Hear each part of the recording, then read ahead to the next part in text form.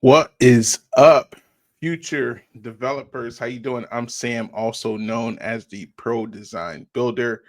If you don't know who the Pro Design Builder is, it's for future investors who want to become developers, whether you're a agent, a contractor, or a house flipper, and you want to change the game and become a developer, this is the place for you. So, the subject topic we're going to be covering today is tips to become a real estate developer.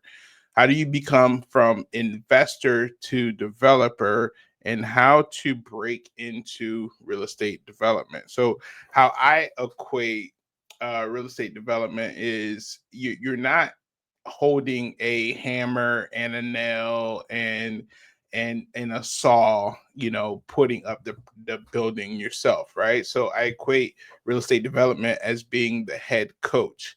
So one of the things I have experience in is I played college football, and I also had the luxury of coaching college ball after I was done, right? And the head coach is one of the most important roles in that organization. He doesn't call the plays in a lot of teams. There are some teams that the head coach calls the play, but his job is to make sure that the right pieces are together, right? Whether it's the coaches and the play calling, and it's the defense and the defensive play calling, and then it goes down to the players on the field. His job is to orchestrate everything that's moving, everything that's operating in that particular system or business or team, and making sure that it flows appropriately. So when I look at being a developer, this is what it equals. It equals visionary, problem solver, and deal maker, right?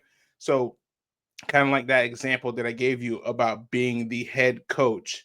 You are the head visionary, you are the head problem solver, you are the head deal maker. You're the one that's orchestrating everything that happens to come together and assemble the pieces to make that particular parcel more valuable. So today we're going to be covering 5 tips on how to become a real estate developer. So let's start at the top. So tip 1, you don't have to swing a hammer to be a developer. All right. This is very, very, very important for you to understand, right? So, your job as a developer is to build the team, all right, not the house, all right? Your job is to make sure that you have the right realtor on your team. Your job is to make sure you have the right architect on the team.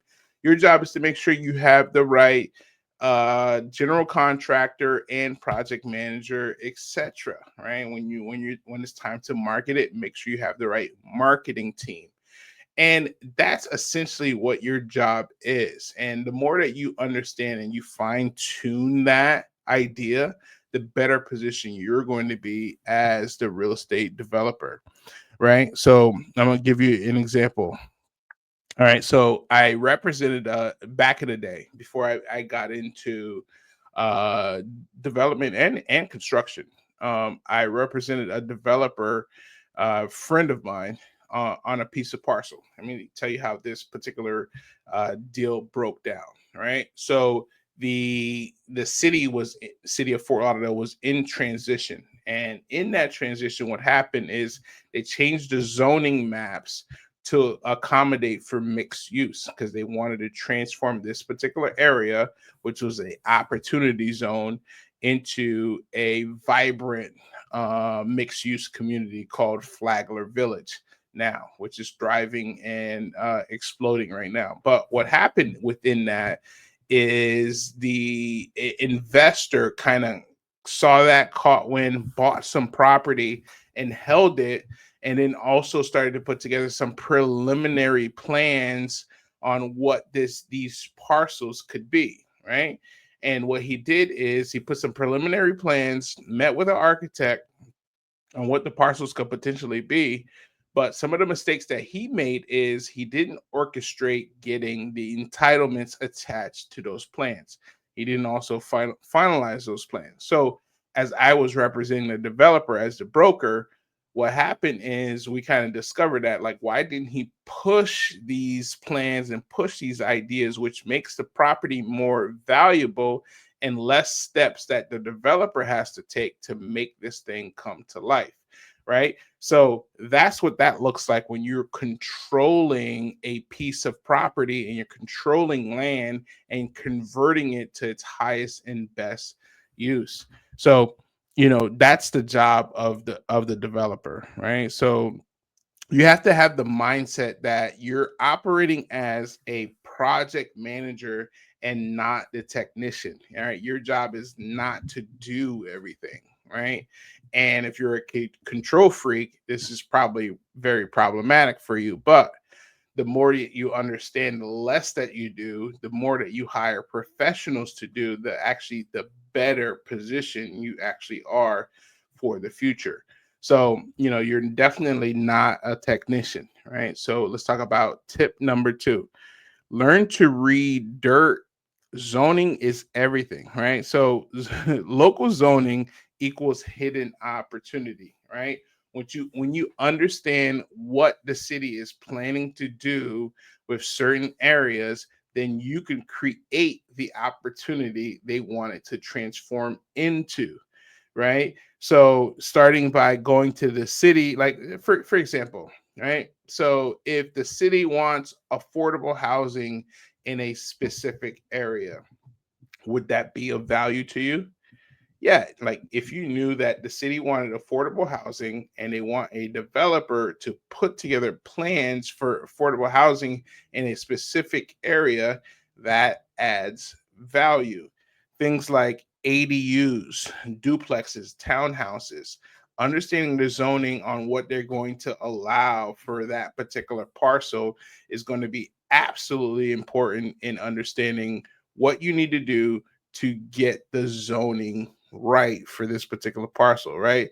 So use local zoning maps, right? If you just type into Google whatever your city or municipality is and you type in zoning maps or a city planner, right? One of the things that is very important and I highly recommend that you take your actions on is go down to the city's planning and zoning department and sit down with them and tell them the zip code that you're planning to invest in, and they're going to map out for you what is and isn't allowed and what they're looking for, right? That's the biggest shortcut to getting projects done and also understanding the landscape that you're choosing to invest in, right? So that's going to be a very important step and I highly recommend that you do that, right? So let's talk about tip number 3. Right, partner your way in. Right, so if you're just starting out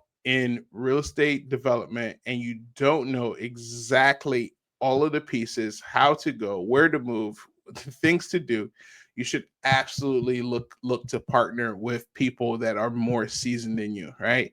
And more seasoned could be a various amount of different things, right? So let's break this down, right? So if um find who has what you need, right? For example, if you have the experience but you don't have the cash and you don't have the license, then guess what you have to partner with? You have to partner with someone who has the cash, right? So I use that particular example for a reason. That's kind of where I'm at. I have the experience, I have the license, but I don't have infinite cash. So guess what I'm going to do? I'm going to partner with financial institutions. I'm going to partner with private investors. I'm going to partner with people that have my need, and I'm going to add that value to them. Right. So you're probably saying to me, Sam, what happens if I don't have the experience? I don't have the cash. I don't have the GC license. Guess what? You have the vision, right? If you have the vision to orchestrate the plan and you know how to control the dirt, you're in a great spot as the visionary. Remember, a developer is the visionary of that particular plan, right? So if you can control the land, get the entitlements, you have leverage. right? So I'll give you an example. JV with small builders for a 50-50 split, right? So the builder knows all of the other second half of the hoops that need to be crossed that you don't know and fully understand yet, and need to execute on. Like I said, you're not hanging up drywall yourself. That's not your job. That's not what developers do, right? The developers orchestrate teams that get that particular item done, right? So now that you're clear on that, let's go to tip number 4, right? Get creative with financing, right? If you're in a position where you don't have a ton of cash, then you're going to need to know how to structure deals, right? So let's break this down, right? So you don't have the cash yourself, but one thing you do need is access to money, and if you know how to solve that particular problem, then you can get access to deals, right? So let's kind of break this down, right? Seller financing on land. You might be able to approach the seller with the right terms. Terms are everything, right? Structure the terms that they will get compensated when the project is completed, but they'll seller finance the land to you, right? They hold a deed of trust, right? They switch it over to you. And then now you're able to control what happens on that particular parcel, right? So now you're not out a ton of money. You know that the seller is going to get paid when the project is completed, right? So another way to structure a particular deal is hard money with equity, right? How would that work, right? You secure the property, and with the hard money brings the cash to the table. Now you need a exterior partner, which is an equity partner, to bring the cash, right? So now you have the financing that you need for that particular part, that particular property. Now you execute on that vision by hiring the right team, and then now you split the equity with your equity partner, and then obviously the hard money gets paid and the seller financing on the land gets paid. So that's a way to structure your deal. So the other way is to raise funds from private lenders for secured land deals, right? So if you already secured the property, now it's time to go pave the pavement and sell the vision to your outside investors on what this project is going to look like. What are the contributions that are needed to execute on this particular spec home or this particular uh, duplex community and this particular fourplex. So build a one-page pro forma and practice your pitch. All right. So build your pro forma in advance on what the outlook of the project is going to look like, whether it's land costs, whether it's the cost of construction, whether it's the cost of borrowing, whether it's the return on investment, all of those things that go into a pro forma that gives you an outlook on what this project is going to look like. Build one of those. Get used to that. That's going to be your best friend. Build a pro forma, and then practice your pitch so you truly understand the project. So now when someone asks you a question about your project that you're projecting, that you're looking to raise money on, you understand and know it like the back of your hand, right? That's going to be very important in getting your project off the ground, right? So the fifth and final tip, right? Start small, right? But think big. Every developer starts with one project, and it's not going to be 100 doors, right? Tame your expectations as to what this vision is going to look like for you, and understand. I just need to get the first one out the way, and that's what coaching's for. That's what I'm here for. All right.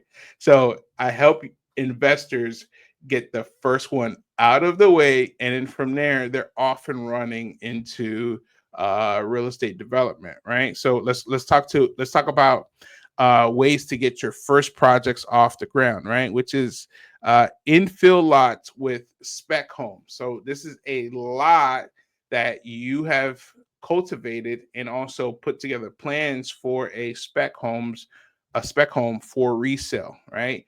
That's considered real estate development. And it's good to get that under your belt, because once you have it under your belt, then you can use it for your financing terms.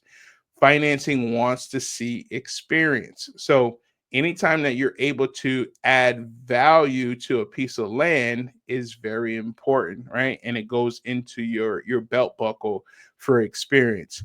Other ways to add value is ADUs, my apology, in backyard. So you're adding value to existing parcel, but out in the back if you have the land for it. And then also too, if you're subdividing land for resale, you're also adding value to that particular parcel as well. So learn the process with low risk. Is going to be very important to you that you start small and then you work yourself up, all right? And then you scale up to multifamily townhouses and land development, right? So the best, like I said, the best developers start with one, not 100 doors, right? And once you're able to do that, then you'll have the confidence to kind of step your game up from there, right? So bonus tips before I get out of here. Join, you have to get in the room, right? That's one of the things that is very important. There'll be a link in the description. I'll tag the link in the description for our Facebook group for all future real estate developers that truly want to change the game, right? The link will be in the description. All right. So also, one of the things that I recommend is attending uh city planning and zoning meetings. Get comfortable with that, right? So one of the things that I plan to do, and I will be doing soon, is bringing you into a city planning meeting with a master developer and the architect that's going to transition this city, and is going to be important to see. So, but you won't get that kind of information on YouTube. You'll get it on in my Facebook group. So make sure you do that. And then also too, you might want to reach out to a developer in your area and say, hey, how can I shadow you? How can I add value to you and your team and what you do, and truly get a better understanding on what it's going to take to make this transition. So one of the things that I do and I provide is a system that allows you to get that ball rolling and understand all of the hurdles that you need to jump before you get your first project off the ground. Outside of that, thank you for joining the Pro Design Builder, the best in the business, and it's not even close. If you haven't already, hit like and subscribe as we continue to bring more informational content to you like this. Have a good day.